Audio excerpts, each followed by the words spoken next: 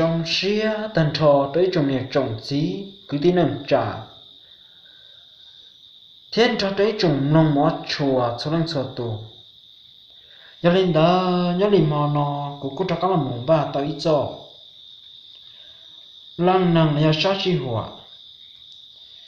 giờ lên đó quý mới cho là mù thả nhớ trên sổ trong chùa nào thế đầu bé chẳng nhảy đó gì cứ tí nâng trả đó đấy trồng nông mót chùa cho lên sổ tù tôm nông đã kêu là rể thế là nút lòng mò có chỉ cho là nhớ đồng nút lòng mò thế vậy cho nên đó trong xe tàn trò tới trong nhiệt gì cái tí nâng trà đó đấy trong nông mót chùa uốn này họ chẳng cần nên lúc xí hở là muốn ra cú cổng nòng cú ra mẹ lần nặng thế sát sinh vấn nọ thảo pi một cha thảo sầu sẽ qua họ những món sầu tàu rồng trái thế sầu tàu đi trả à cho nên đó cho lần nặng thế sát sinh vấn nọ muốn lúc bề tiệt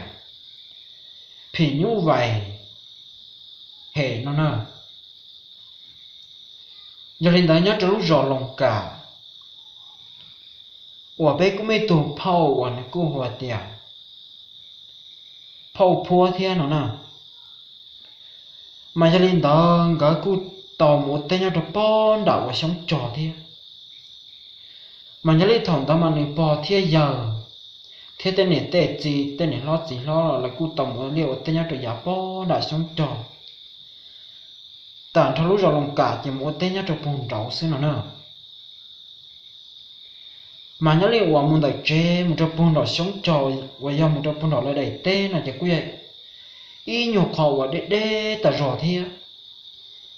mà cứ dân trên là cầu trên để cho buồn cháu nó nói thì cứ chẳng một cái mê sư mà kêu một lái lúc nhỏ cứ hà thế một trời lũ hà trong chùa và bây giờ bỏ chùa nó lo sự thiên nó nữa chỉ là lúc xưa họ thòng đó nó chè là cú tầm ổ liệu tê nhau trộn bùn là sống tròn này chỉ là cú tầm ổ trong nhau trộn bùn đá thế chỉ là cú tầm lại nên chùa hà rong đi bắt ta hai người thiên nó nữa chỉ là một trong một lúc cứ hàng trọ nó chỉnh chân chúng nó bó hậu lại tê chè lia vỏ trâu tụ nọ sư mà qua cú nhỏ liền lúc xưa họ thằng ta nó chè ta tỏ cho lũ chạy và lại bể thiên tổng bể cho cẳng nè thì lên đó tụ cháy pla nó chỉ là tôi cháy pla là tôi chỉ một món nó lại thiên cái tỏ trái cháu và món trên nó lọt sức thì lên thằng đó nó chỉ tụ phong đằng cả tụ phong đằng cả cứ giỏi tụ năng hòa chỉ một gì đó là thiên nữa chỉ cứ tàu ta chỉ năng trong cái trên này mà cho nên đó chỉ cú tao là bên này tu sư dù tới tu thia dù tới tuần xài sư trẻ tụ phong đó tụ gia lòng để trời tao ta chỉ năng chỉ cho tụ phong để chơi sư mà nhớ đi vào thầu tụ gia lòng để tao tua là ở nó trẻ tụ tu lo đó là trẻ cú mua lên đầu bên lúc sống để sư nó nè họ nhớ đi vào tuần xài chọn nó trẻ trở mua nhớ cho họ pla sư chỉ lên đó thì lên tàu ta chỉ năng để chọn là bên này tuôn đầu chỉ là cho nhẹ thiết chỉ cũng chủ liệu của tê cũng làm nhót trời nên này cứ tin năng trả sư chỉ là họ cũng chỉ một còn đó thì chỉ họ cho ở tù nên nhọn đó làm trò tụ phong để mổ liệu tê chỗ tụ nọ xứ nó nào chỉ nhót trời lúc sau thằng đó nó để ta tao nhớ lúc chạy qua nên lại bể thia giờ tụi cháy pan nó chỉ tuyên đầu bể trên nằng thâu lòng nó mà bể chia được bị chế nó là mà nhớ đi thằng đó nó chỉ là cú ít tù là do ô tù chỉ số nằng lấy tiền chỉ sản nằng mà lo ta rõ thiên nó mà thâu lại tù thâu trà sư tù thâu bể sư nó chỉ cho nên thằng đó nó chỉ do lúc xưa thằng đó nó chỉ tu thiên là tàu mù nhau cho là tê chỉ là cho nhẹ chỉ là cú nó mỏ cử sư chỉ là rõ mỏ cử nó mỏ cử chỗ chỗ nọ sư nó nữa mà nhớ lúc chạy theo lúc xưa thằng đó nó chỉ chạy lên từ lì giờ mua bị trời thì mua món nó bị trời là như nào gió ta xong lên đó là chỉ cú dân giờ rõ mỏ cứ nó là sẽ thế chỉ nhớ đi thằng này chỉ lấy giọt nhẹ thế là nó mỏ cứ là xứ nó nè chỉ lấy cú tàu đầu tới không như món bể chia nó chỉ nhớ lên đó chỉ nhớ đi mỗi ít món đó nó nè chỉ tụ phong đó chỉ tụ phong đó cho lọt chế cho lọt nó chỉ còn lấy bê nó là một đôi luôn chỉ nhớ cho lúc sau thằng đó nó chỉ ta tổ và tụ tu nó nữa mua lên đó qua cậu bê là do cậu lo lúc xong là xứ chỉ tụ tu trái địa ô nè giờ tiền món nọ ta là nó chỉ ta tổng tới không món đỏ tới không bê trên thành nọ thia chỉ ủa đi nọ có cho ít cho món để nọ cũng tụ món này cho chọn để nọ cho một xì là cho một tổ ta kỳ này cho tôi đẹp bên nọ nhớ đi món nọ chỉ cũng chẳng chơi không nhiều món cứ qua cho mẹ trên thành nọ đây cũng nói dòng thia là chỉ của nhớ nọ chọn để nọ xứ cũng học bây rõ tôi năng để nọ thia chờ họ chỉ khó tôi năng thâu cái project thâu là chỉ ở tôi năng một lõ tôi năng một cái căng thế chứ ít trả thì họ trồng nên đủ thế chỉ nên chỉ tàu luôn do hay tiề cho nên lo thế chính đời thế cho cái tiền năng trả là ở bên năng nó tứ mù thế là chỉ nên tròn lại mù nên thế là tàu luôn cú dân xã thì còn nên cho năng mù cơ ta xì ở tôi năng nó chỉ một cái căng nè giờ cái mua project đi nó lại nó chỉ bé căng một chỉ một nó in nó trồng nó đại mà thế là trò một thế là một trò cho bố bể rõ chỉ giờ in ra xí nó in ra xí mà cái mua project ta rồi đi thiệt chỉ giờ lên đó chỉ tủ phao này chỉ tiền mấy tủ nhân đấy có bỏ tàu luôn mà giờ thì tàu luôn mua nó chỉ cho nó một chế đủ luôn là đấy giờ thì tàu luôn là chỉ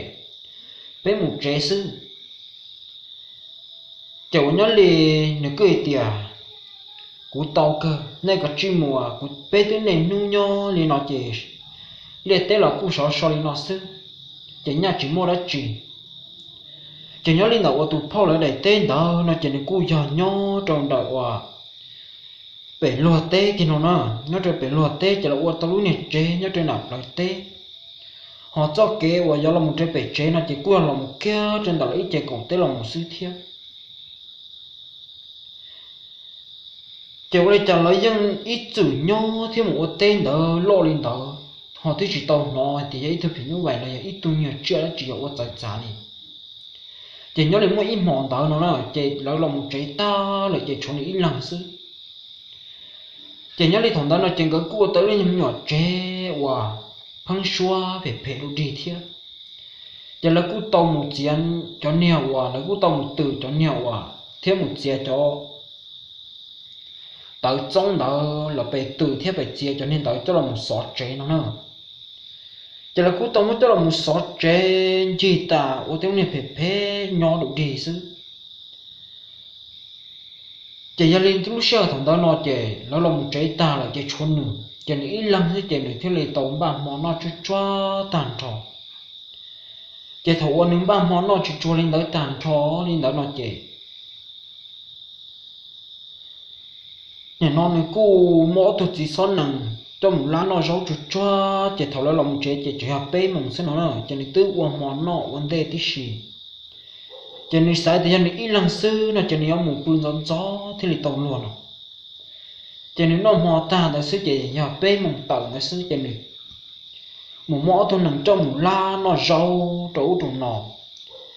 chỉ lúc sau thằng ta chỉ plau mỏng tàu sư nó chỉ tự giờ ý lần chỉ tàu lúa thiệt mà nhớ đi tụ phong này tụ tu luôn bề này chỉ hồ bỏ nó nè bỏ lâu thiệt thì không lâu chỉ lúc sau thằng đó là chỉ này cú tàu lò mù nhó trầu chế là cho nên cho lòng khí để bé cổ chế cho nên một nhó trầu chế chỉ này mua khó trong sầu tí gì này mua khó trong quả cờ rong chỉ này mua ít tụ bà mua ít cho hồ khổ để cho đó mấy cho hồ cho là cho đó nó chỉ này mua bà sẽ dọn chữ nè nếu mà sẽ dọn chữ thì nếu mà chia thì khổ cho giống trái khó tổ ít sao khó trồng mà lúc sau thằng đó nó chỉ đừng chỉ tàu lúa nó nè thầu qua đó lâu lòng chế thâu lại ta nó trên cú xa phê phê chỉ tàu lúa chỗ nhớ đi mòn đó là trên cú tàu và chỉ không nhầm nhỏng cây nọ thế là mà trên chỉ tàu không nhầm nhỏng cây sớ và chọn cây trò và cây sớ nữa trên cú tàu chỉ nhọ kho mình nọ mò thế tất mà này chỉ nó gió ta rồi trên này tính nhà chỉnh trái đã chỉ chỉ cho linh đó trên nó mò ta linh đó nó trên cú tàu mới ở thôn nằng chỉ linh đó rong chè thế trên cú tàu là một bự chỉ trồng tu rủ luôn trồng tu rủ họ can bị chỉ quan cho cần hắn tu tên cho một tỏ xí mà tỏ bên mòn đó là chỉ ta tới ở bên mỏ à chỉ cảnh lì thiên nó nữa ở bên mòn này cho họ bên mỏ chỉ cảnh lì thiên chỉ cho chó lì ta rồi lì chỉ cho linh đó chỉ chiên nổ giống chỉ có chỉ bao hay cái bị chỉ quan cho cần họ bỏ cá tại tăng chỉ có một liếp lụp lý đấu trùng nọ xứ họ tên này cái bị chơi ra thì theo tên cái bị đa chỉ qua cho cần theo quan rõ chỗ đấu trùng nọ xứ chỉ bự bơ chỉ cho rồi thì chỉ tàu rồi chỉ cho chỉ xa chỉ thì ô lý trả có ta chỉ loạn cho kia là một thế lộ chỉ tàu lùa vô cho nó mà xa chính cho chỉ tàu lùa chỉ muốn xa tàu chỉ họ chỉ tàu lùa thì tia liền nó đâu kiểu quan nhất là lúc xe thằng đó nó chỉ giờ xa phê phê chỉ lâu xó lại thiết mà cho linh đó nó chỉ hiện chưa được bố bệnh đâu kiểu cho được bố bệnh là lùa tê nó nữa chỉ chờ bỏi lúc tăng chỉ bụp lý chỉ cho linh đó cho ní riêng ở trong xe lo lại thì à ô mà non giờ là một trái tàu ta xin trái mỗi tù à chẳng bự bể thế bao anh trên tôi một trên đặt tê nó nữa trên kia nó chỉ có ca luôn thì tăng luôn thì tụ nâng ca cháu đi chọn những chuyện chia nào cháu đi thay đổi lúc tăng rồi cháu đi học tới nhiệt tệ trâu nó trong này có cho tế nhiệt tệ trâu nó chỉ cún lò chỉ cún ra đẩy về tê lò chỉ như ra đẩy lò tàu cái đòn đẩy lò ta chỉ cú không cho nên nhỏ khó chế lò trói thế chỉ hơi tua khó chế sâu chỉ hơi sâu trong tại rồi nó đâu chỉ cú tua chỉ mới nhỏ cứ hạ của nhà nhót trời tỏ lời trên trăm nó để sát tỏ thế thì tôi chỉ đi tới tới này trâu thì hơi trời xa thì tên lòi thì ho và tới trâu nó chỉ cú chỉ ho và nặng là nó ná tàu giọt đó là do chia phải là vô chỉ cú xa tôi nó thế mà nhớ tới lúc xưa thằng đó nó chỉ giờ cú xa tôi phải lên đó chỉ cú chẳng chạy chỉ giờ chẳng xa thì nhà giờ nặng hòa tăng ta lại thì tờ trâu xin nhà trình trai chỉ sẽ ý nhiều lo rõ thế cho cha bỏ tôi chỉ plon tại cái tàu và lúc cứ hạ tàu là kiểu cha tháp bỏ chửi tôi cái tàu nó thế nó nữa kiểu lấy cha nhiều khó plon rõ cái tàu sư mỗi lần ý nào thì đó sư chỉ hiện chuyện trong cho học kế sư kiểu cha thấy nhiều bỏ tôi chửi trên đời và giờ lúc trên là lý thiết chỉ có tôi lo tao lên đây long để lên đấy là thì sao nó kiểu cha chỉ là dùng đi chỉ là so lo dùng đi chỉ là quan hệ cháu chỉ cũng chẳng trai ta rồi nó chỉ nhớ đi thằng đó chỉ mấy tụ ô nó nữa chỉ cũng muốn cần tròn như nhau chế thiết